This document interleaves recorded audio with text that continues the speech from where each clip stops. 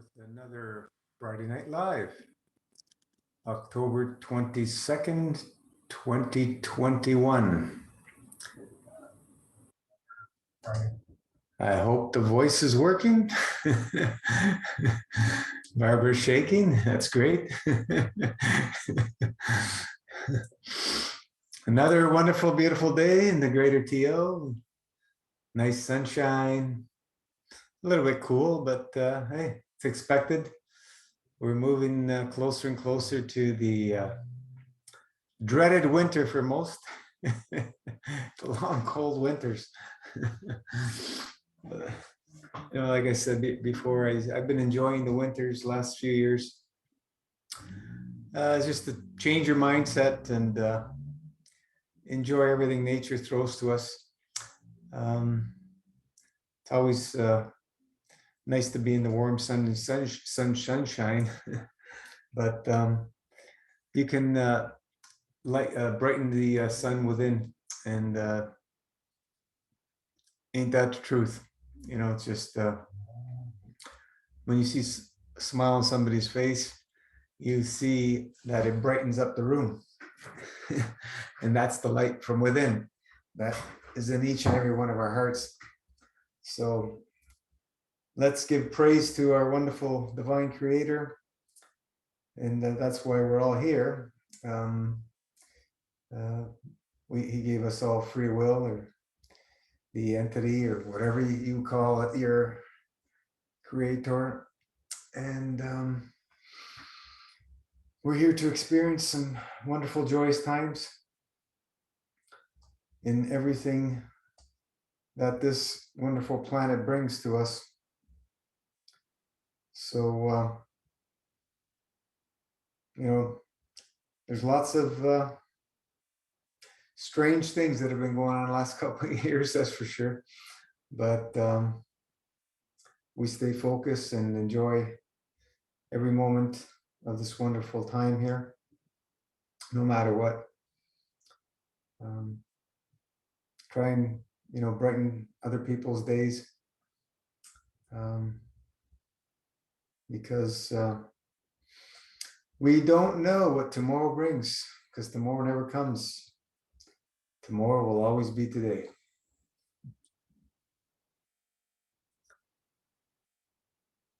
How you doing, Barbara? Everything okay? You're muted. You want me to unmute you? I said I have my sense of humor, so I think that means everything is really good. Awesome. I've been lucky in this life to have a sense of humor that pops up in the crucial moments too. Yeah, we got to have a sense of humor, like otherwise, wow, too serious. Some people are just way too serious, and I've always, liked to be around, people that were jokers and stuff. So, keep a smile on people's faces in the worst of times. It's very important, children laugh hundreds of times a day. Yeah, I say I'm trying to make 5 people laugh every day.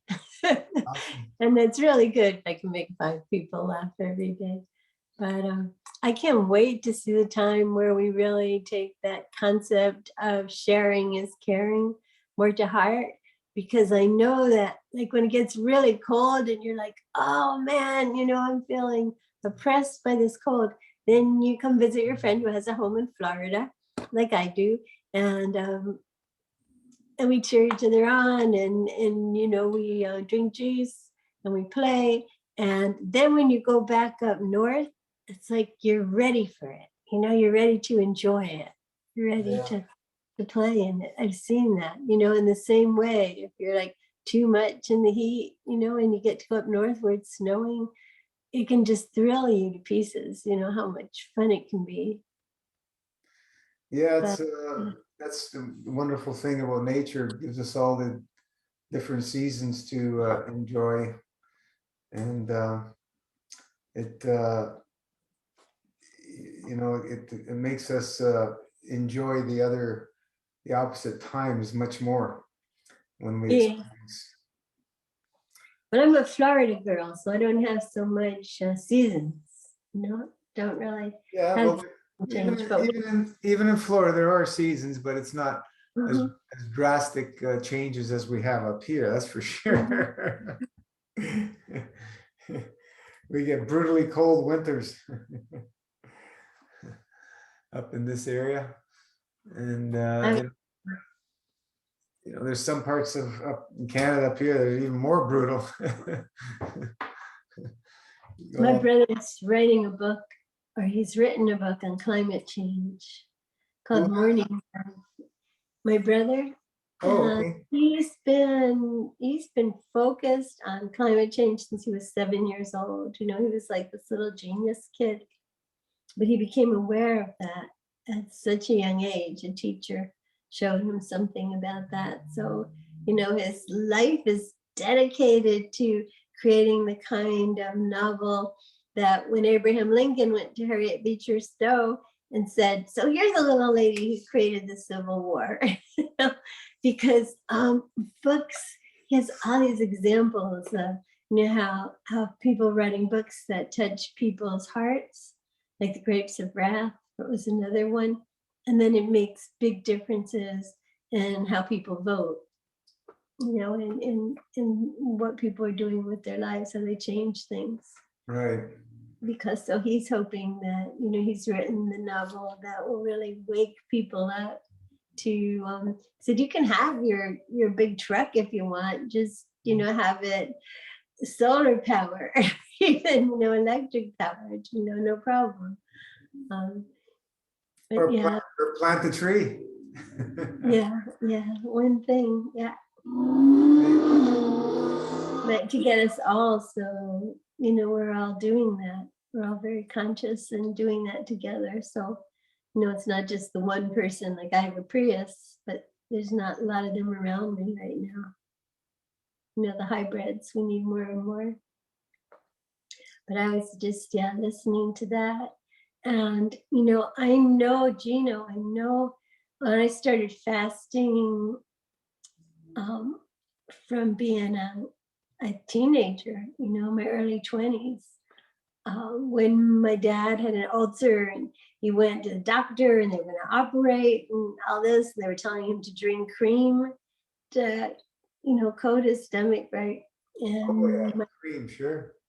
yeah.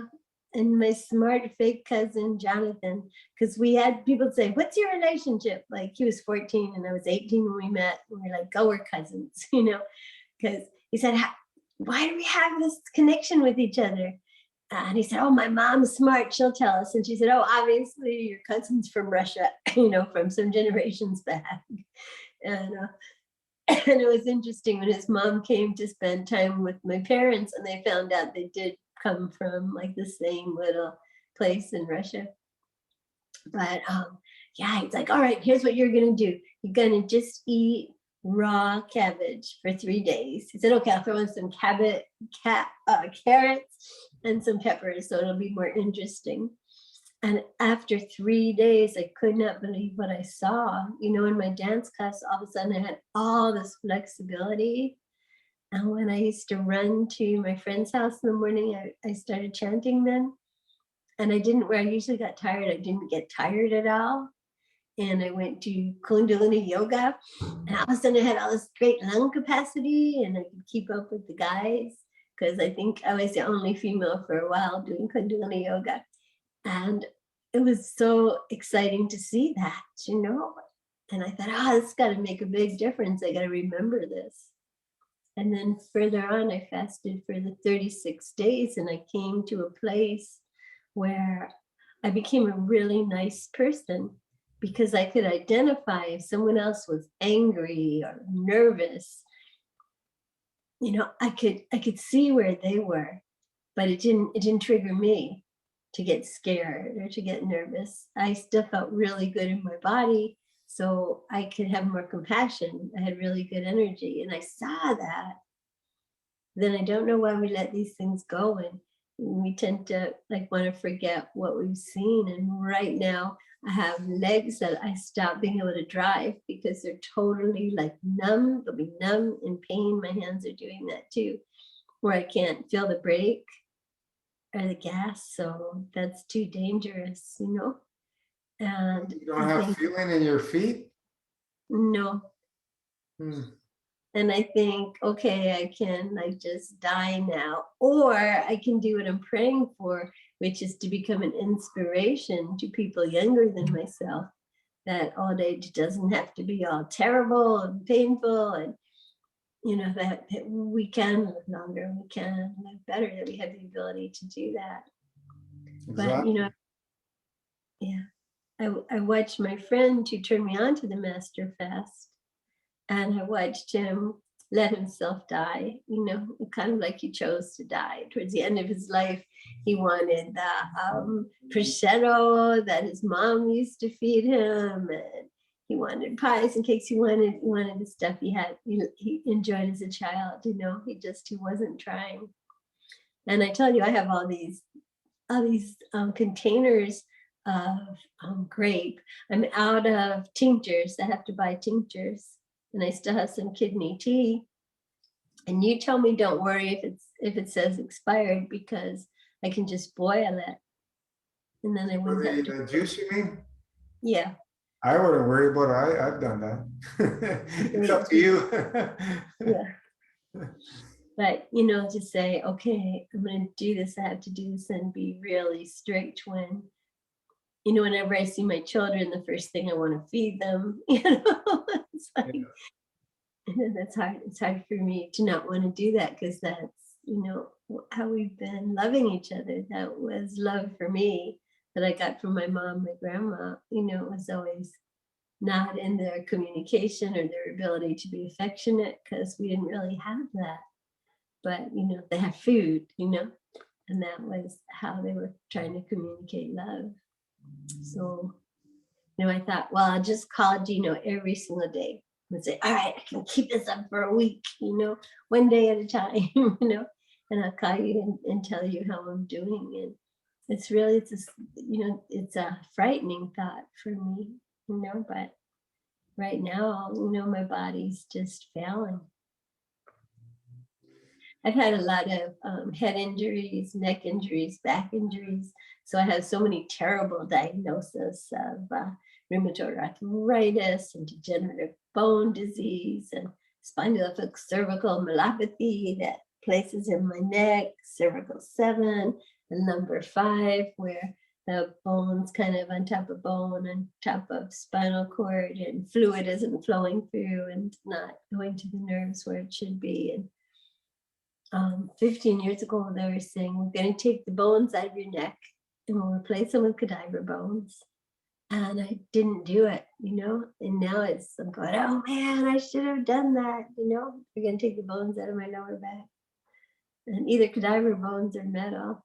But, you know, right now I'm willing to just do anything so that, you know, I can be here longer. So the things that I'm hoping to do, to write a documentary, to create a documentary where I can show people the good things that I know. You know, I watch these girls and they're afraid if they get pregnant, they'll lose their bodies, they won't be attractive. If they nurse, you know, they'll lose their breasts. And I always said, I'm going to go on the Howard Stern show and take off my top and jump up and down and say, which of my breasts seems younger and perkier and healthier? Because it's the one I basically nursed off of my 3 children for like 12 years, because I'd always be holding in my left hand, I'd be doing things with my right hand, you know, and I nursed my kids, you know, all of them until they were 3. And hey, that's what primates do. And, you know, I could show people. I worked as I was doing massage as a massage therapist, as a yoga person, and I would see having babies helps women's bodies stay healthier, you know, and stronger. It doesn't ruin them. And there's so much that, you know, I'd like to introduce people, you know, to you, to Ina Gaskin, to Dr. Gabriel Cousins, you know, to David Wolf, and give young people hope for the future, you know, that the future can be a healthier, kinder, Absolutely. Yeah, more loving place. And they need to see that. You turn on the news and it's about where 3 different bodies were found in one day.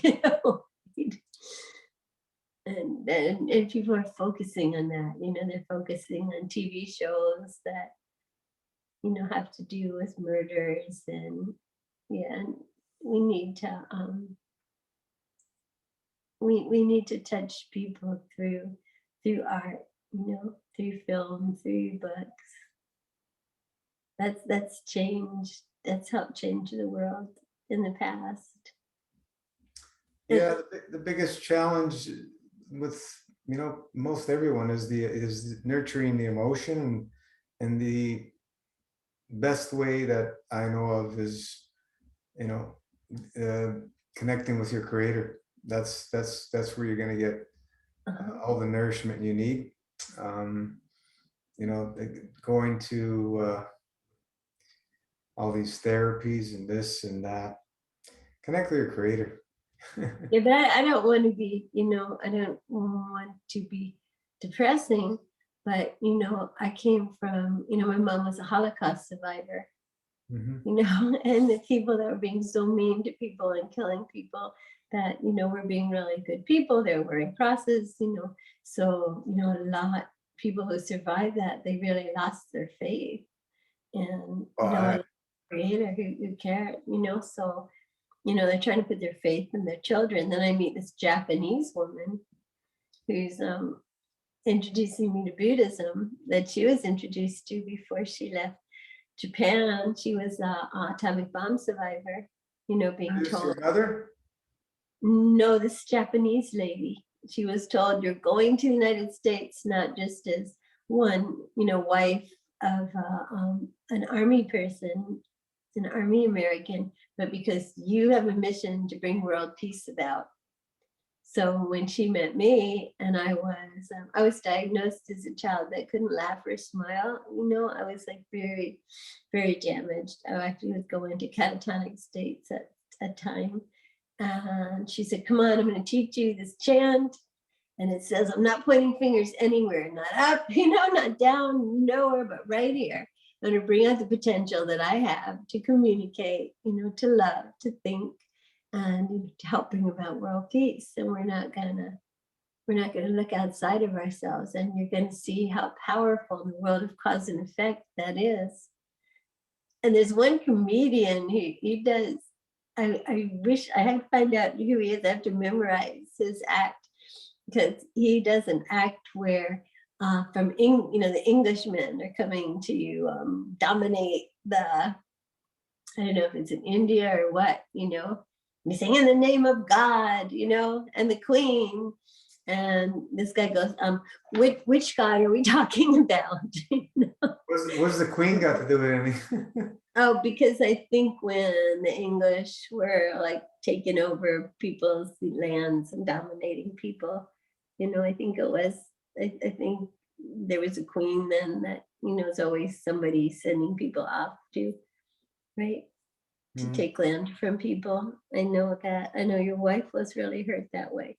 She thought it was the Israelis, and all I know is that coming from a Jewish background, the dream was always, we're going to come back to our home in Jerusalem, and I mean, for generations, that's been the prayer. So, but I don't know about taking people's homes away. People, we gotta start, communicating and really being compassionate and seeing each other as full human beings.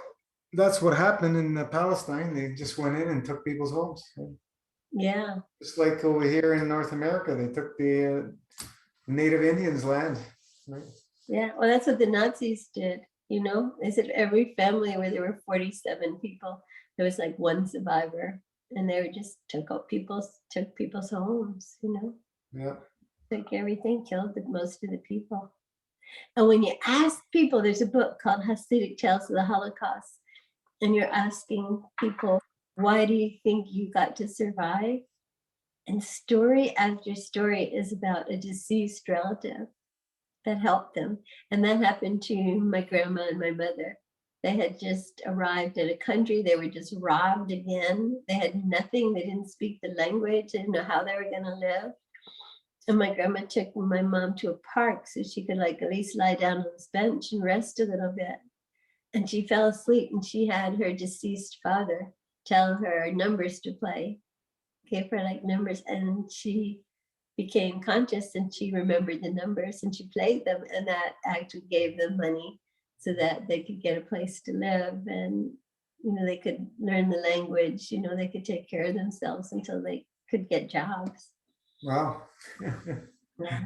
But person after person has stories like that. It's kind of interesting. Yeah. Interesting book. Yeah, there's a lot that we just don't understand of the purposes of things that we must go to experience. And we have to look at higher order. What's all the purpose of this experience? And we may not like what we're going through, but there's a reason for each of us going through what we go through. No matter how horrible it may seem, there's a purpose for it. And when we jump back to the other side, it will be all revealed to us. And I think in the meantime, we got to create value. And they say, people who are chanting Nam Myoho Renge Kyo, there's one idea that, you could be in nirvana, you could be all blissed out, in a heavenly place. But you said, I'll come back because I don't want to leave anyone suffering anywhere, that kind of compassion. I'll walk into, this crazy time, and we have to remember that we that we said we would do that we wanted to do that, hang in there and try to make it real. It's as real as we are here. Mm-hmm. Yeah, I think it's amazing we're talking. It's amazing we're communicating. It's awesome. What's the line there behind you? Oh, yeah, isn't that funny? Because like in this one organization, they're like, be like a lion, that a lion, if it's going to attack an ant or an antelope, puts the same amount of effort into it. And I think Mother Teresa, she said, do the smallest thing with the greatest amount of love, right? I don't know. And so this idea of lions as being, when the lion roars, you used to see that in the Tarzan movies with Johnny Weissmuller, the whole jungle becomes quiet when the lion roars, everyone and I saw when Coretta Scott King, we had this freedom bell we were going around with. It didn't have a crack in it. And when we brought it to Atlanta, she went to ring the freedom bell. And there were so many people who were doing that. And there were so many people there and everyone talking and noisy. And somehow when she went to speak, it was like the lion roaring. It's like everyone just shut up to hear what she was going to say. And I don't know how that, that consciousness went out. Like most people in the United States, I know when the Challenger exploded, somehow we knew. And when Kennedy got shot, somehow we all were connected with that. And when she spoke, and she put everybody together in one fell swoop, she said, someday everyone, all Christians will be able to say Nam Myoho Renge Kyo, which is in ancient India. Mm-hmm. Nam, that sounds great. Myoho Renge Kyo, ancient Chinese. And it was the atomic bomb survivors because of this one Japanese man who was an orphan, Tansaburo Makaguchi. And he grew up saying, we're the grown-ups who were supposed to see, kids who are orphaned and supposed to care. And he wasn't seeing that. So he determined he would be that. And he created a school, and the kids just loved him so much because he would have food somewhere and they didn't have to embarrass themselves, anyone could take, they knew where it was, and he'd bring clothing and all. And when he was teaching kids, okay, what we want to teach you, really important thing for you to learn is that you are so precious to us and we want you to be happy. And everything we're trying to teach is just so you can create more value with your life, so you can be happier. And there's a beautiful documentary called Children Full of Life. Then I just Googled it and it came up. It was about one of his teachers, a fourth grade teacher, and the class that he's communicating with. It was beautifully done but that's like one of the things I really hope I can do is help network people that have ideas, about children being able to be in nature or some. And, there's a lot of beautiful concepts. I had my kid at a Waldorf school. I don't know if you're familiar with that, but it's Mhm. about inspiring them and having them be in touch with nature. And when the parents would come to pick up the kids, we didn't want to go away because it felt so good to be there, in the environment we created for these children. So, I'd like to find ways to help cultivate that even, more. Um, so I think, well, I better heal what's wrong with me and I better live a lot longer if I'm going to do these, right? The choice is always yours, right? Yeah. And Yeah. how we want to live. It's very challenging for most of us in this, world that just eats anything and everything and doesn't really focus on health at all. It's a very small percentage of people that focus on their health, like truly focus on their health. Some people say they do, but they're they really don't do any research. They just do what they hear from whatever sources, and doesn't help them in any way, shape, or form. But So Tansaburo Makaguchi, when he first heard the Nam-myoho Renge Kyo, he said he felt indescribable joy because not only was he thinking loftier thoughts, but he felt like he had the energy to fulfill them. And I know when I fasted before, my greatest excitement, I spent some time with David Wolf at a retreat. That was so fun. But I got to have loftier thoughts, I saw that, my thoughts were in a higher, better place. And that's maybe you could talk about experiencing that with the Master Fast system. Huh? I'm not clear. What's the question?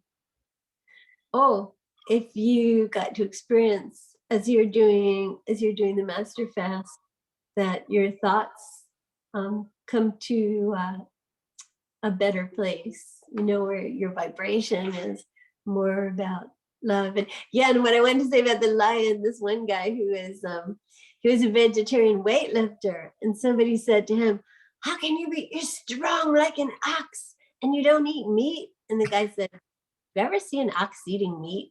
Exactly. Yeah, trying to figure out how to, how to make it real, how to survive, and how to work together, how to share what we have. It's so hard. Right now, I have two places. As soon as I had a little bit of money, um, I got a place that got filled with mold and called mold renovation people, and they took so much of that money and then they left everything totally torn up.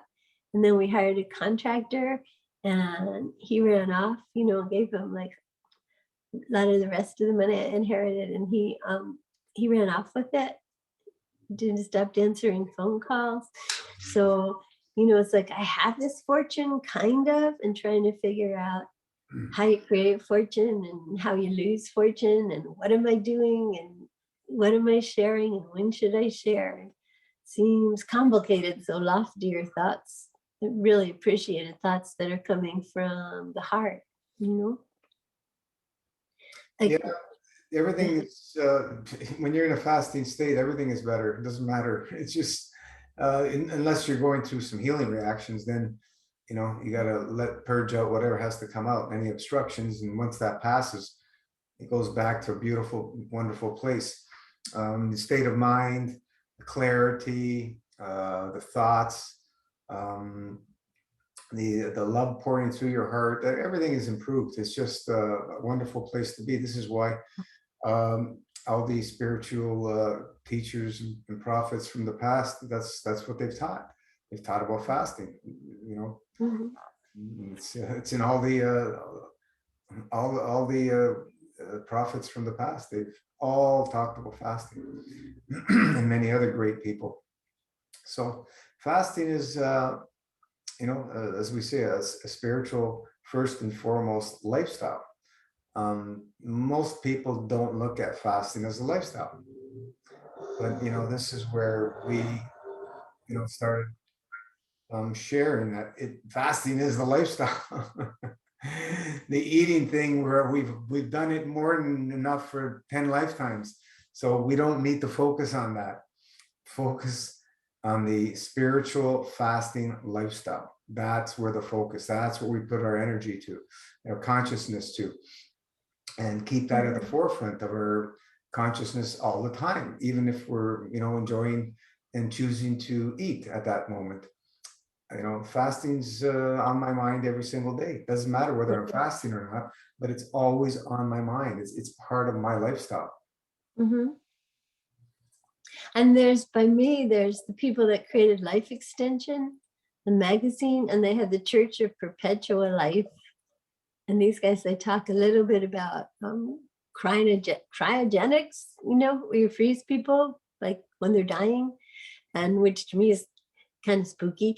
But they have money, and they're getting like all these scientists and all these people that have healing centers, and to show all the science that shows exactly what you're saying. They're finding, like, trying to share all the science behind Life Extension and what it has to do with fasting. And there's, the science is definitely there. But when I look at my own child, when I was pregnant, I felt like I was one with a higher being, and everything seemed to improve, and I loved it. But when she is pregnant, and she's been a vegetarian since she was 7, was so sick. But she's a vegetarian that does all the products, made from soy and made from, fried, even though it's vegetarian, right? All man-made stuff. Pizza, yeah, and noodles, and I watched her being so unhealthy, suffering so much from acid reflux, and couldn't enjoy her pregnancy at all. And what kills me is not, I don't know if it's courage, or I hate when she hollers at me or rejects me, but yeah, how to communicate in a way. I'm in Toastmasters right now, how to communicate in a way that you'll touch somebody's heart, and they'll get what you're saying, and they want to try what you're telling them. It takes some. What do you know about that? Because that's what I need to learn. What do I know? I don't know anything.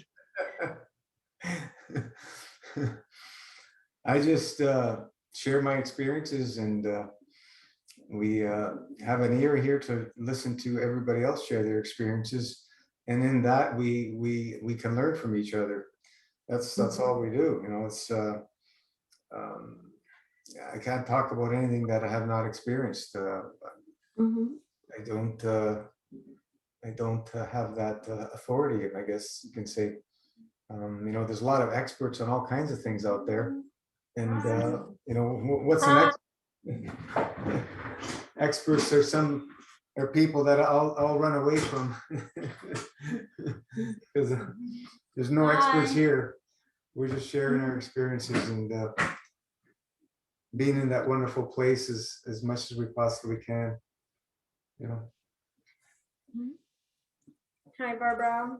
Hi. I guess the best way, we're talking about like me trying to communicate with my daughter, who had terrible experiences being pregnant, when I had a really great experience. I had just, before I got pregnant, I fasted 36 days. That was water fast.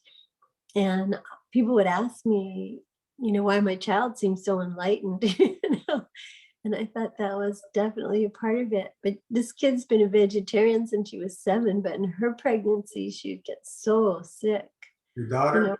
Watching, the wear and tear, on Well, her body, because she hasn't been a healthy vegetarian. She hasn't done it for her health. She did it because she didn't want to hurt animals.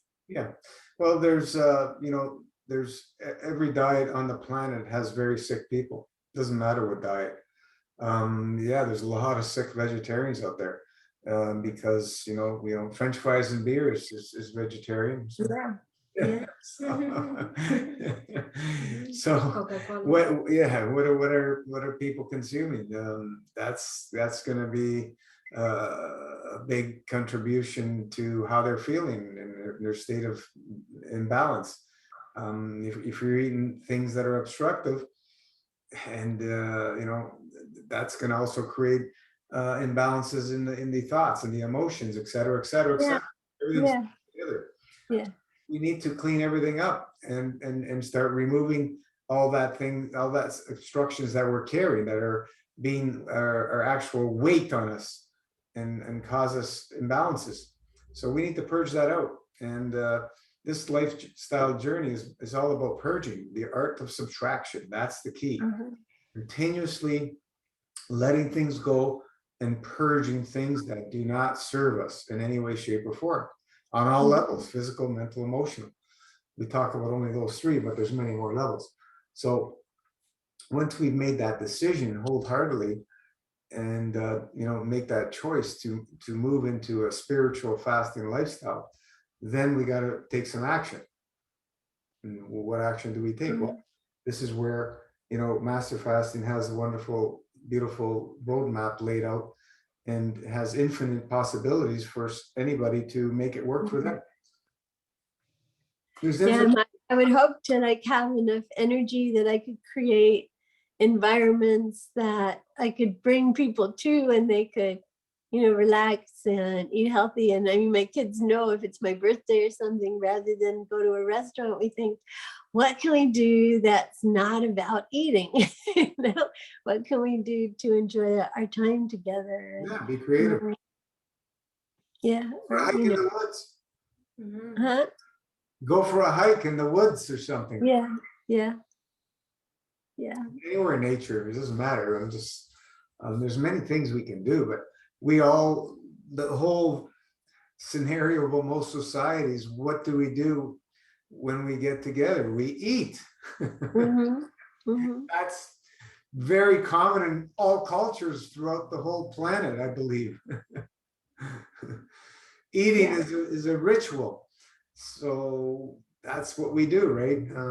Now that you need certain pieces of paper here to divulge to go to restaurants, I ain't comfortable with divulging any of that information, so I ain't going to any restaurants.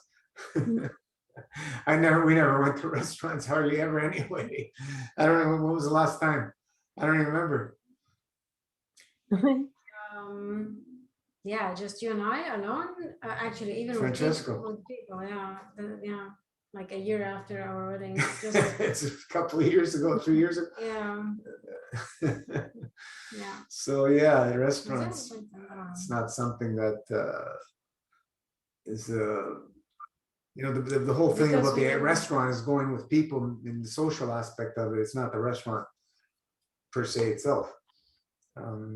Because we eat in a particular way, so it would be hard for us to enjoy restaurant meal. Yeah. So I'm wondering like what words I can use. Like it just breaks my heart to see, my own children, and we live on the beach and they don't go into the ocean. They're more about, what's there to eat and turning on the TV and how to communicate to pull people to come play with you. Yeah. Interesting. That's gonna be in my opinion something be creative, an inner something it's gonna be in my opinion something that people would want to do. It's kind of it has I would say it has to come from within, because unless if they're young, if they're kids, that's another story. You can influence them. Yeah, these guys are cool. But if they're older people, it's gonna be they have to want to do things, So I guess that's where prayer comes in for one thing, right? I can pray about it. For sure. Yeah. a lot of people, sports would be a good thing they can do together. Some people can't do sports, so that would be out of the question. But hiking in the woods, or Beach, yeah, you just just go goes for to a the walk on the beach, beach, or just go for a walk anywhere. swim. Just do something different in that sense. It's like I said, everything revolves around food. Everything. It's Yeah, so like food is not that bad. Again, you want the food to be about nature, right? So as natural as possible. And just once, one meal a day, then it's all right. If it's like 3 meals a day, then that's too much. You don't have to join that, but if they're used to 3 meals a day, and they're older people, and they have to want to change, right? yoga. Do some yoga together. You can do a prayer together. You can do some meditation together. You can do Practice faith. I think it's one of the really one of the least you know prioritized in our lifestyle, modern activities, yeah. So I would say practicing faith is huge, worshiping the creator together, thanking the creator, and Yes, see, they watch me be like somewhat of a fanatic, and going, come on, you gotta chat with me, we gotta make. So it's like, and I mean, my daughter, we have grandsons right now. They're all about like football, watching football. And I campaigned against that in high school. I was like, trying to tell people about the movie Concussion, but they're so into like, oh, this is what we enjoy. This is what we do. So, I'm hoping maybe, sometime we can, do something fun together, and invite you. I can invite you to come do something in Florida, and you can meet my friend Goddess, who teaches laughter yoga. She's really good at it. She's really good at reading her audience and knowing what they need, Yeah, some people are really good at that. Yeah.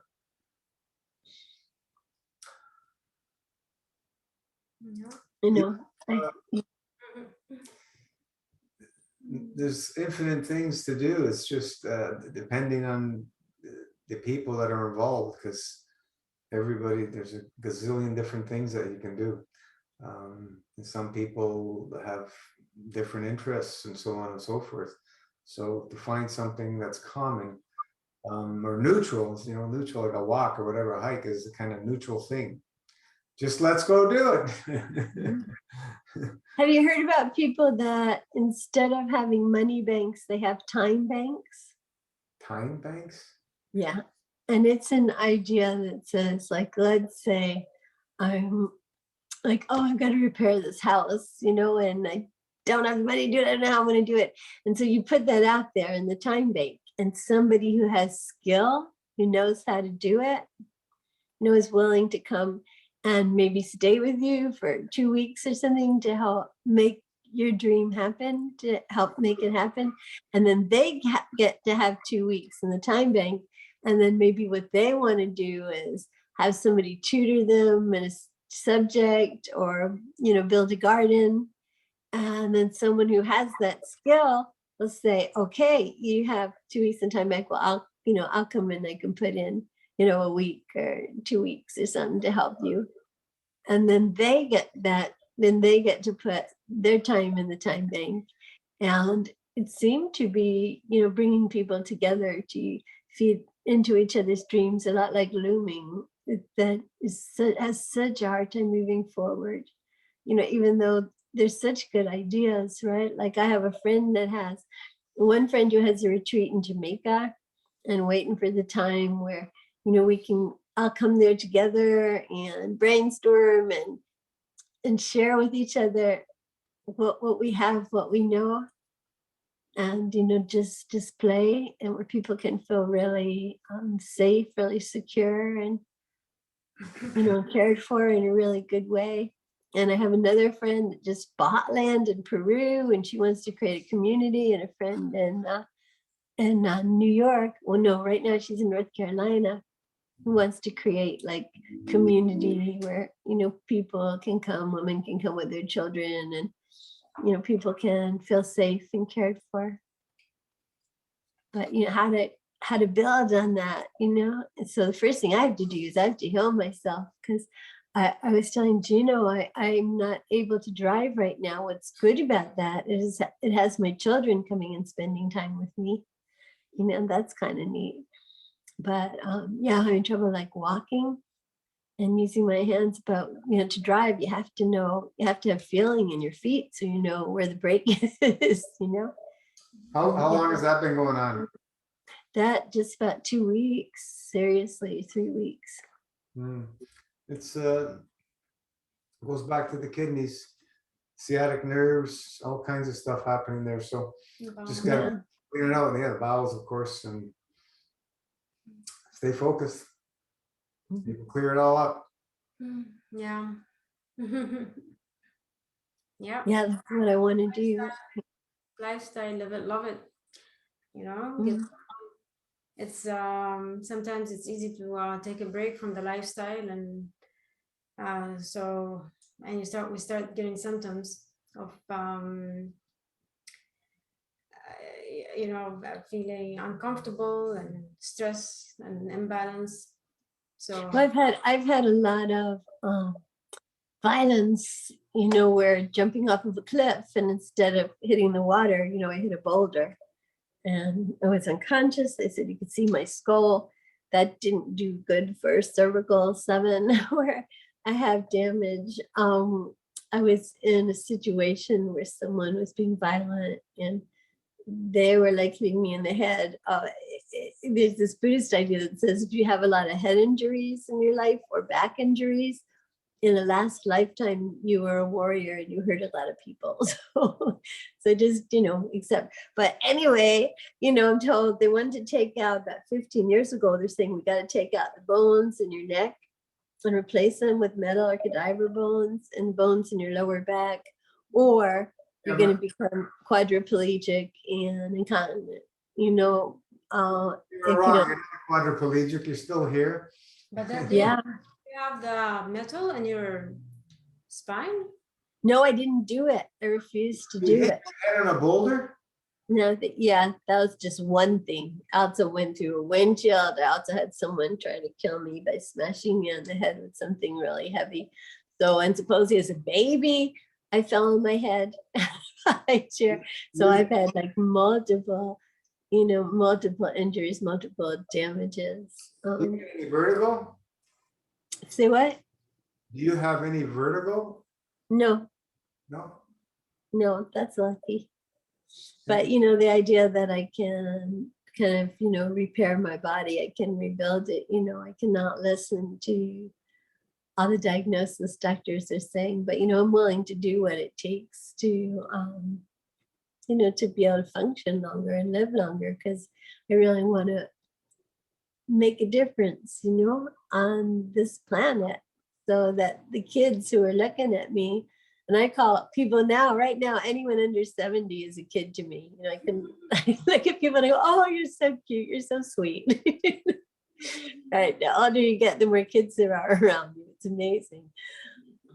But you know, to give people hope, you know, to show them that, you know, where life's fun, to give people a sense of protection.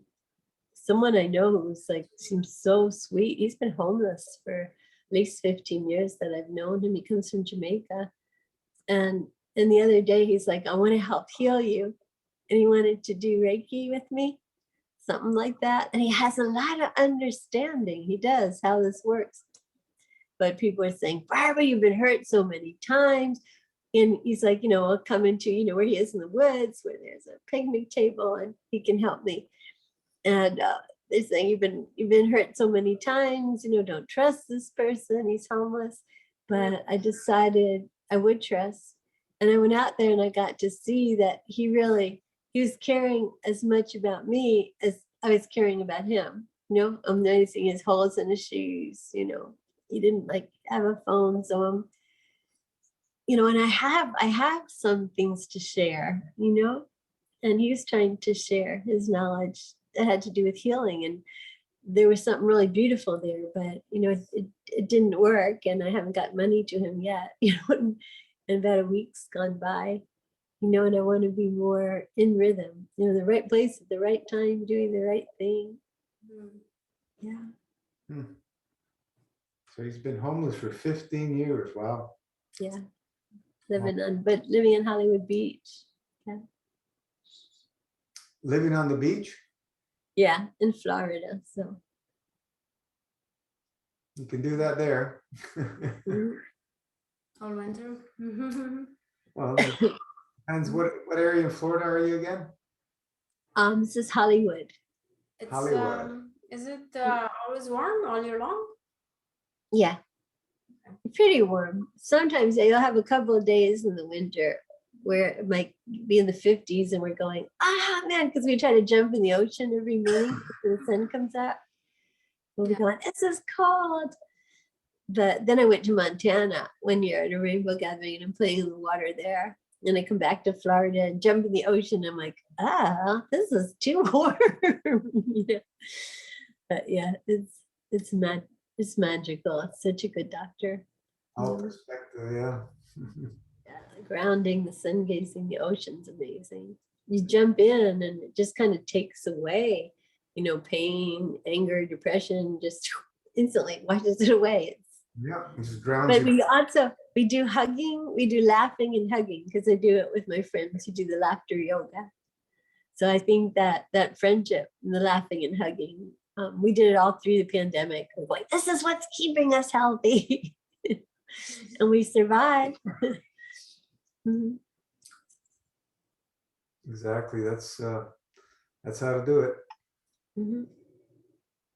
They tried to close the beach. The police put a big thing. You can't go to the beach. We're like, where the pathways are to get to the ocean. We're like, you can't close the beach. Can't close the ocean from people. That's ridiculous. Went through the police state, And one policeman, a younger one, he was like, he didn't mind us. The older one's like, I'm going to give you a $250 ticket if I see you again. But, there was, just people talking to people. Yeah, we stayed pretty gutsy. Up here, they're finding people for going to church. For going to church? Yep. And not wearing a mask? Whatever. They're Just finding the getting churches, together. putting pastors in jail. It's turning to China. Oh, that's crazy. Oh yeah. Canada is. It's not what it used to be. I don't know what people need to see, how much more they need to see that this is not kosher. Right. Yeah. So yeah, interesting times. The idea of acknowledging, the beauty in each other. And I was talking about the power that I'm seeing of women getting together, and doing things like laughter yoga. But my friend who teaches Qigong, he's talking about the power of men getting together because he said he had like a lot of pain in his back. And then he was playing with these men and they were playing like boxing or something. They're playing like martial arts. And he said he was able to somehow release, to realize that he was holding down a lot of anger, a lot of feeling. And when he was able to get that out by interacting with the other men, the back pain went away. And that, they're helping each other. It's one way that they're helping each other is men getting together. And he thought the men are getting together because the women are praying for that. That's what's free. Get out of the house. Yeah.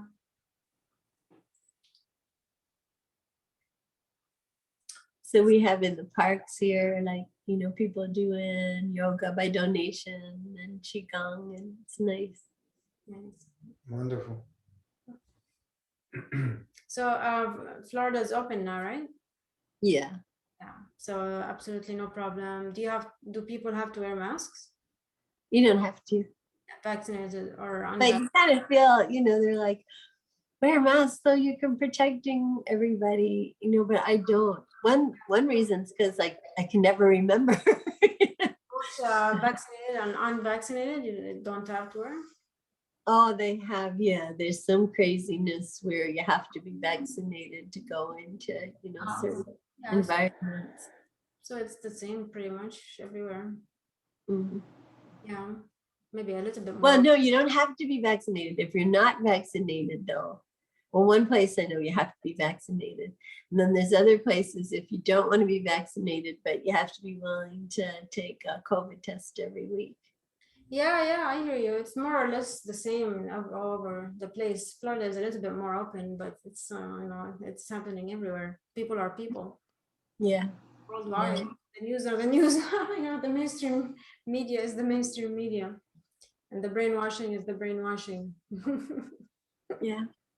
You can't separate a city, or a state from the rest of the world. I feel I feel it's impossible. But yeah, we're all in the same boat, right? Yeah. And I hope that, yeah, and I make people mad because I want to challenge them. Like here, do you know who the commissioner is, for your city, for your environment, do you know what votes are happening? Like, people just know about one thing where they want to put a high rise on public property, and people have to, they have to make their voices heard. So that won't happen. So the public property that helps so many people, so many wonderful things happen there will stay public property.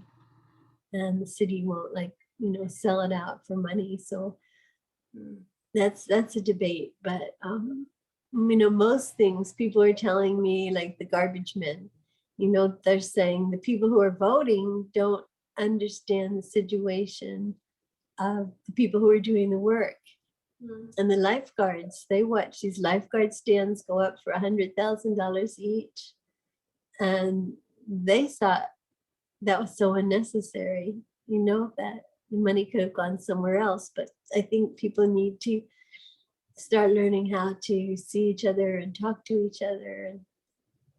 And, so we have more of a say about like where money goes and why. Yeah, Because if you have disconnect. When you live in a big city, that's to get many people to agree, it's kind of challenging, isn't it? When we live in the big cities.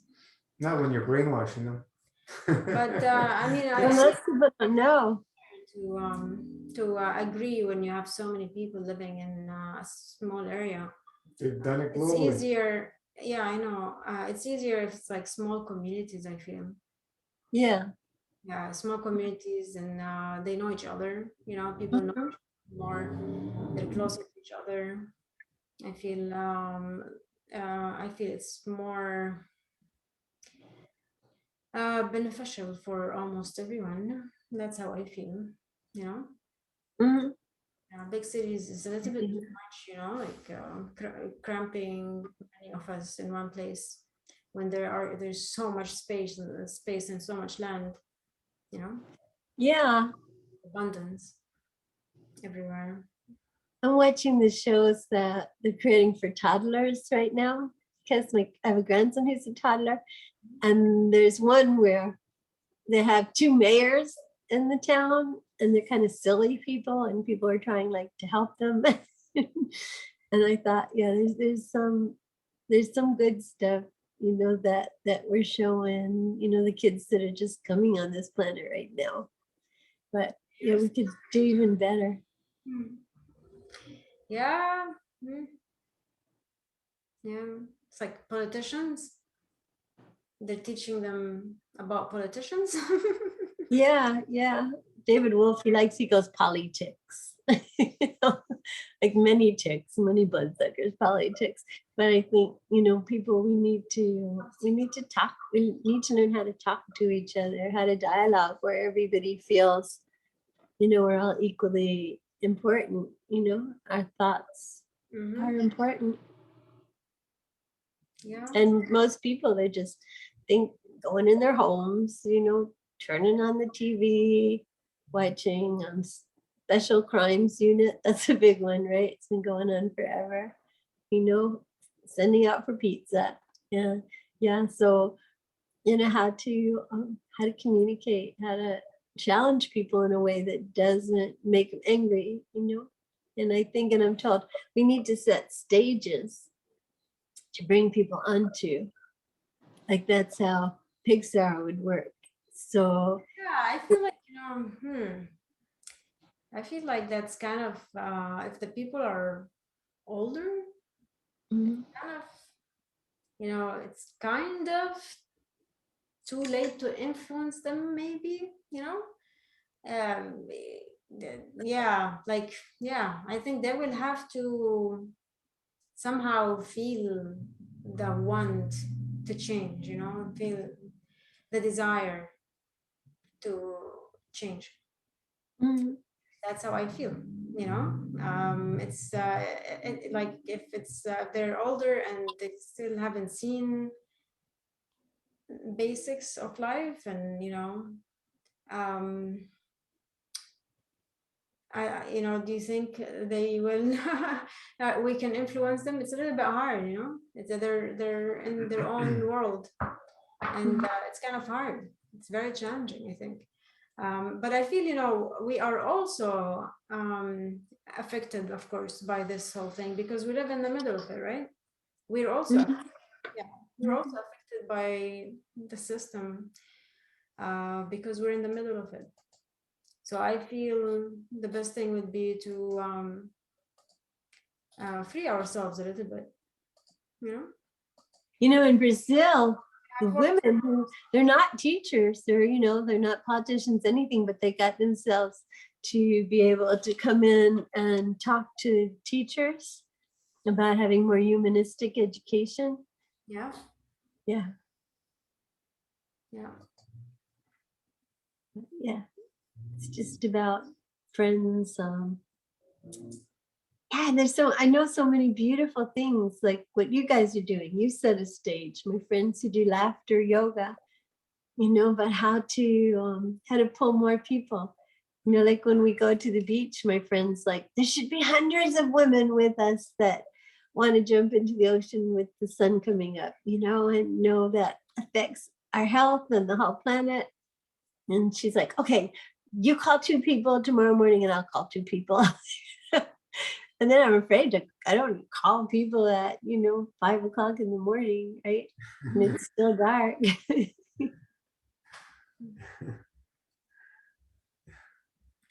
Yeah. But we're, slowly right now. Something I get to do on Saturdays is I get to be part of something called Ability Now.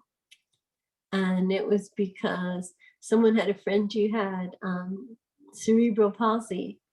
And he was able to get this guy to go on jet skis, and they were doing shows and all with people on people's shoulders and jumping things. And this guy did have ability to do that. He was able to do that. And then he watched how the community said, oh no, he can't be part of this. Like he could get hurt.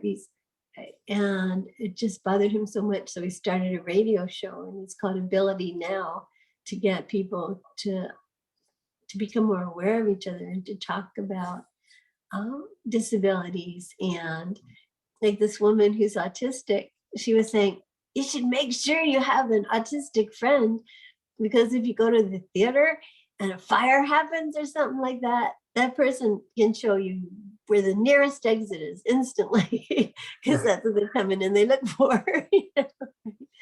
And yeah, she was kind of funny, she was being real, and how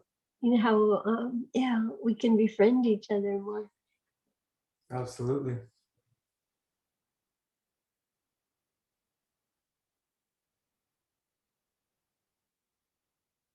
Yeah. You guys are looking good. Looking, So are you? oh, thank you. I know I've got this light on me, so I'm in this dark place. I know it's a little too light. Beautiful smile. Thank you. Yeah. What level are you doing these days? Again, I'm lucky if I'm like, totally fasting, like, 3 times a week. And if you say I'm on level 3, does that mean that you're fasting 3 days, or level 5 means you're fasting 5 days? I'm not exactly sure what you mean by the level. Yeah, that's right. I got it right? Yeah. The first one, yeah, 3 days is level 3. Mhm. Yeah. And then like I just am eating like once a day when I'm not fasting. And so many times when I'm with my children, and Do you cook or do they cook? Sarah does a little bit, but I try to fill up the refrigerator with like fruits and vegetables, and Nice. he appreciates it.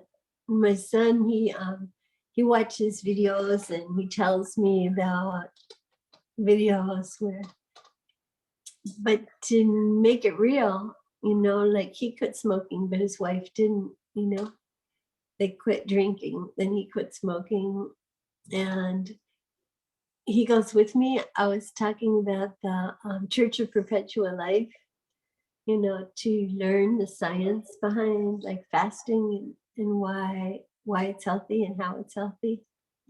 And then I say, oh, we got to share this. You got to share this with your wife. You got to share this.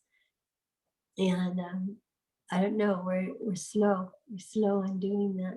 Telling people, please see this because it's important. Hmm. So they live with you? My daughter Sarah does when she's not with her boyfriend. And then my son lives with his wife not far away.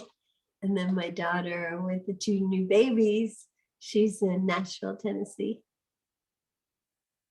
Right. Yeah. And she became a vegetarian when she was 7 by herself, because she said she would never go up to another life form, and because of her greed and her ability to overpower another life, hurt 7 years somebody old. else that was living. Wow. At 7 years old. Yeah. When she was 7 years old too, she created a song that said, about 6 or 7, created a song that said, when mothers and daughters start being able to communicate, to talk and work together, we'll see no more homeless men in the street. I think there's a lot to that, So we're talking now, and I could probably be your mom or maybe grandma. I'm not sure. No, but I think there's something to that, right? How young are you? I'm gonna be 72. Yeah, you're like my dad.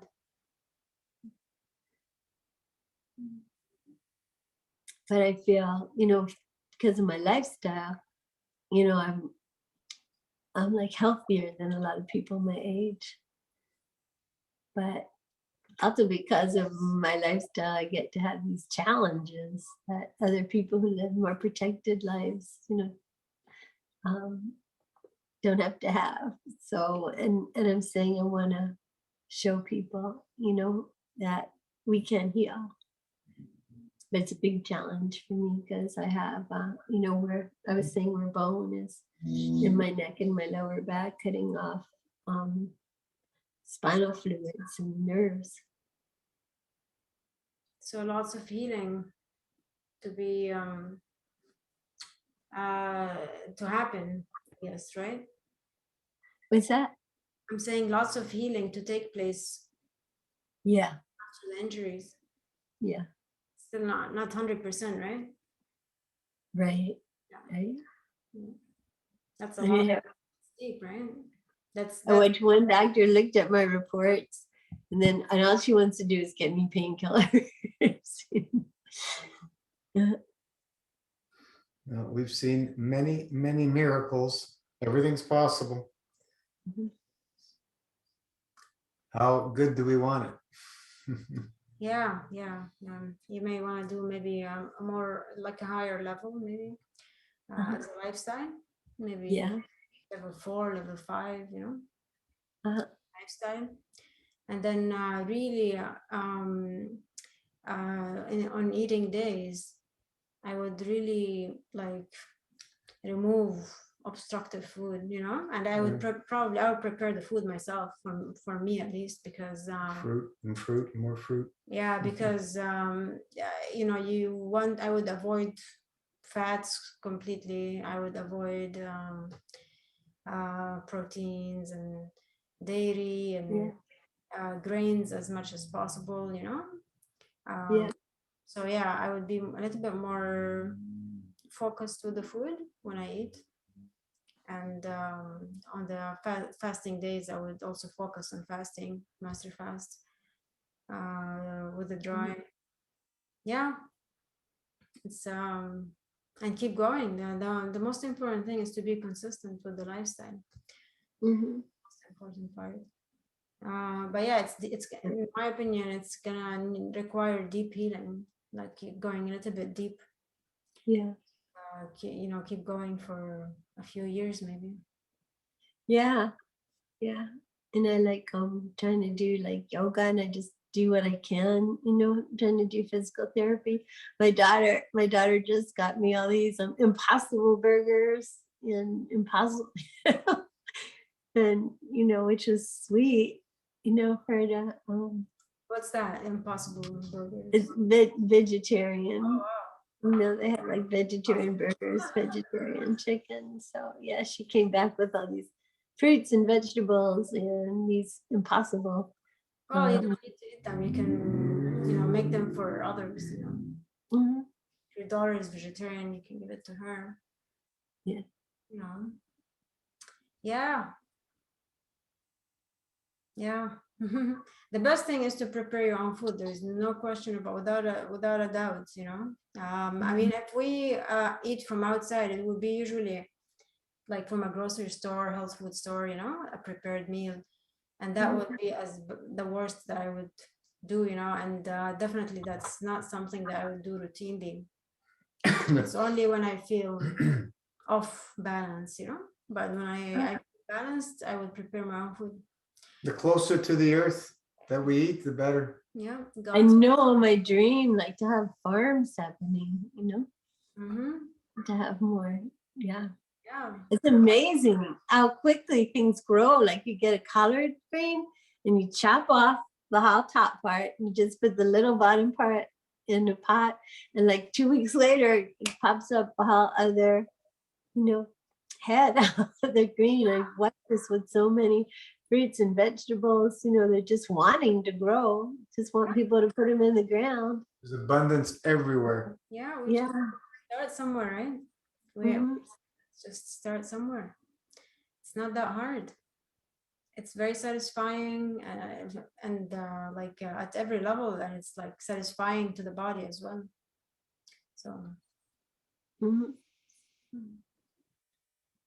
Look at all the wild plants that go through cracks of concrete or poke right through asphalt. It's just like the power It's amazing. of a plant. To, you know, Yeah, I love to see that. a lot of power. In the housing development where I am, they don't want you to grow any kind of fruit trees or any kind of food because they think it's going to bring rodents Oh, problems. So I can't do that where I am right now. Uh-oh. It's 10:13. Same time. Yeah, it's crazy. That's pretty sad. Rodents. Yeah. Okay. Well, And they're already here. you know, I mean, that's why when you live in a city, it's pretty hard. You know, like but if you live in a smaller community, the laws will be a little bit more lenient, and will be by the people. You know. Yeah. You would know each other. You know. You would be friends, and yeah, it's that's how it is. You have to just follow the law. You're in the system, you know, like you're in the middle of it.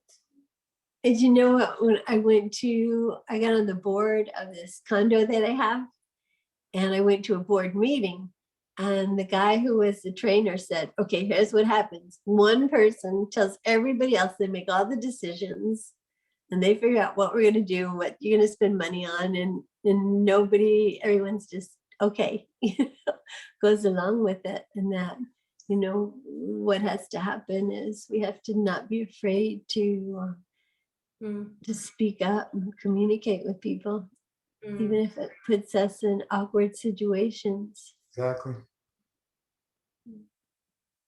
Got to use that voice. Yeah, have courage, compassion, wisdom. Right, Marco? Is it still on?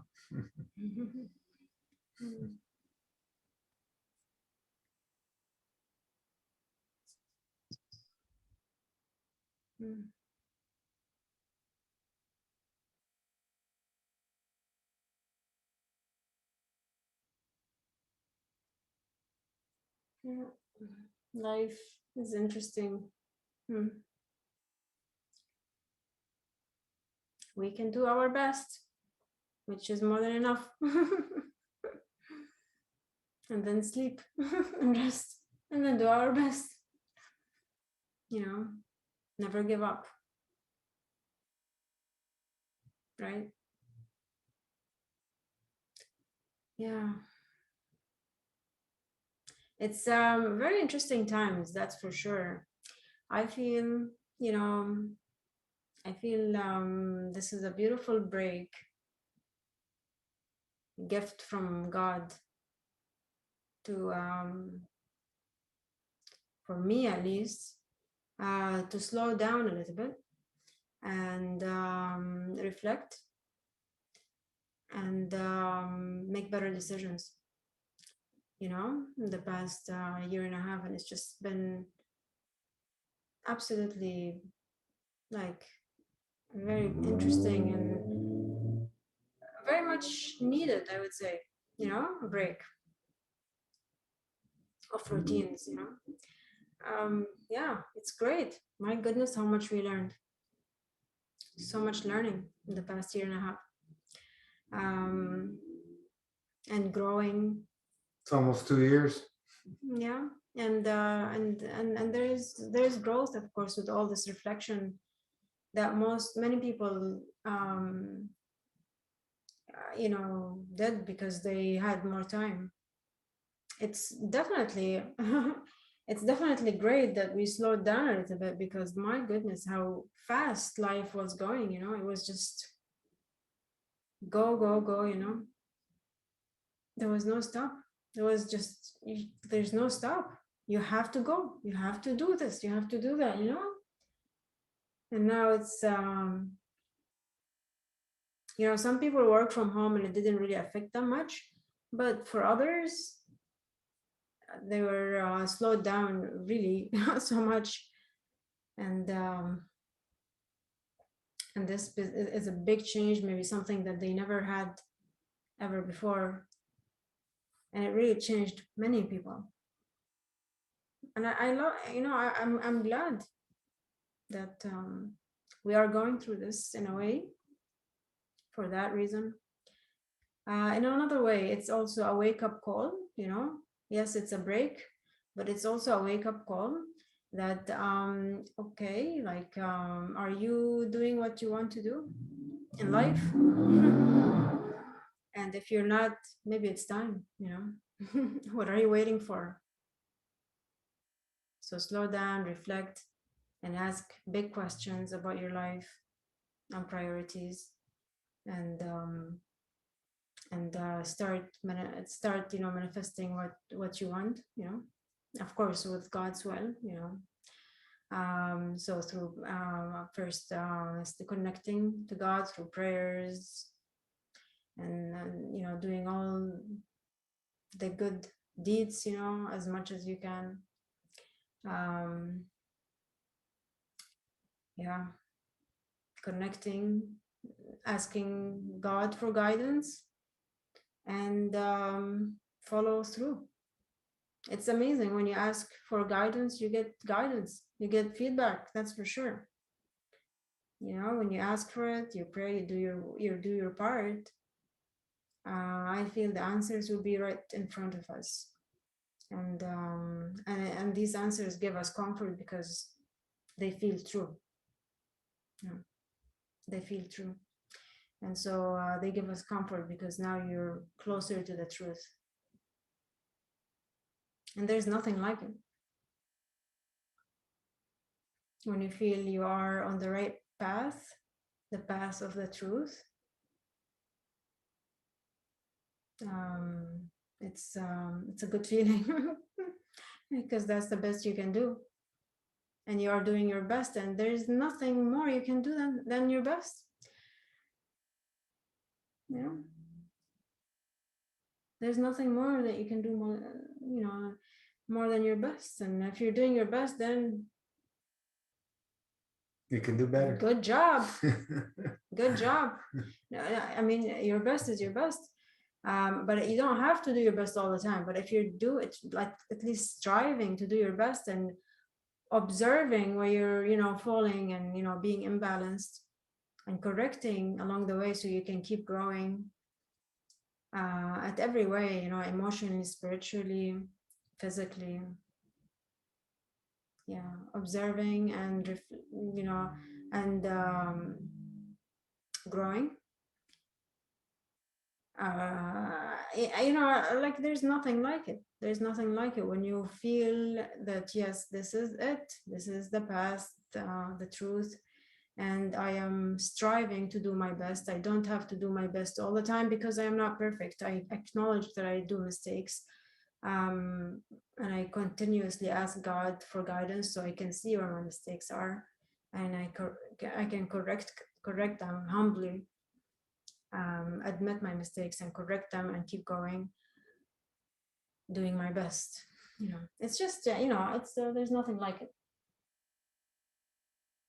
But it's not easy, that's for sure. It's a lot of work for everyone because it's changing to the better, cleansing our everything. All the bodies, you know, physical, emotional, spiritual, God knows what kind of other, you know, that we don't comprehend. Yeah. Yeah. Alrighty. That's enough. Yeah. Did you have anything to share? Quiet night. Yeah, it's a nice quiet night. Enjoyable. Yeah.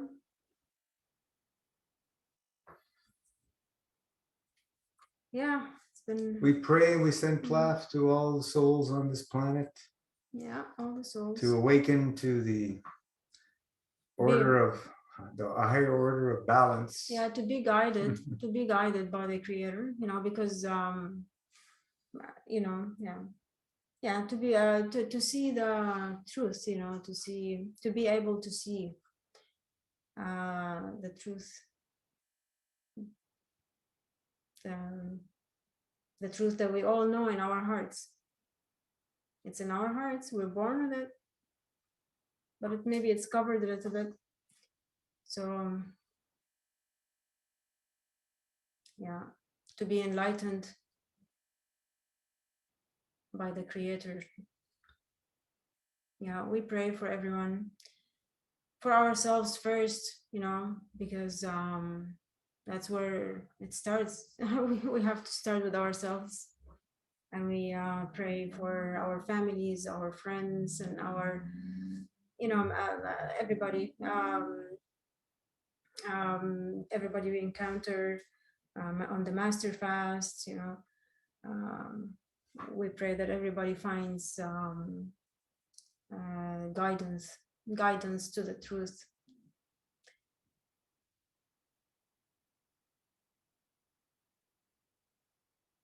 Alrighty, thank you, Barbara, for joining us. And Marco, we will shut her down till next time, and keep that plasma love always flowing. Stay focused on the fasting, the spiritual fasting lifestyle. That's the key. Where Barbara, we can't everything's hear possible. you. I don't think, yeah, you're muted. Yeah, we can't hear you. You're muted. Oh, yeah. Yeah, sorry. You were Yeah. I mean, to talk about things like, especially there's rats in this home. And here's this person saying, yeah, you got to give us $800 because, you know, we got to get rid of them because they're going to destroy your house. They're going to multiply and destroy your home. And here's my daughter like going, no, we can't kill anything. You know, we got to like put them in nature. And me going, even if we just bring our life condition up, you know, then they won't be here. And maybe it works like that. And I wonder if you have anything to say on that subject. Oh yeah, I You mean, I try every time I see an insect. Sometimes if it's in the middle of the night, I don't take it out. But if it's like I kill it. but most of the time, I always feel bad when I kill. Most of the time, spider or because I spend a lot of time in the basement, so I see more of them. Spider, centipede. I take them, you know, they try to run from the paper, you know, like they try, I take them out.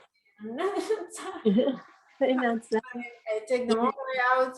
I say, calm down, calm down. I'm you know, take you out to your home, you know, this is not your home. Take them out. And I feel good when I do that. You can I love it when they're calm, you know, how I can calm them down, because at the beginning they're so nervous, they run and, you know, but then I put them in the paper, and at some point when I stop moving too much, because I stop being scared, you know, I stop moving so much, I'm not nervous, then they're not nervous neither.